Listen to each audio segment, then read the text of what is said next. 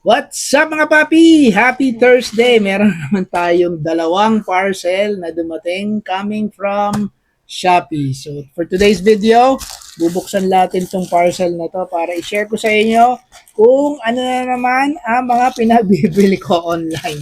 Pero wala Diba? pang bayad. Wala raw bayad. Di naman ako nagbabayad to. Misis ko eh. Kaya bili lang ako ng bili. So we have the CO2 diffuser set. Kasi yung CO2 natin, kita nyo yan, ang pangit, ang lalaki ng bubble. So, papalitan natin yung diffuser natin with this one. So, magkano ba bili ko dito sa Shopee? Parang less than 150 lang to eh. So, ayan.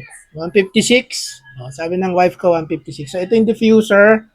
Tapos may kasama siyang suction cap together with release valve yata to para hindi syempre pumapasok yung tubig dun sa solution natin. So, tatlo.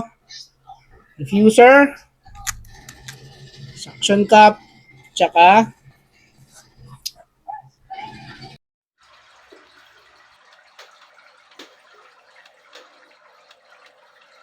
yun lang. That's it for our vlog. Thanks for watching. Till the next video. Peace!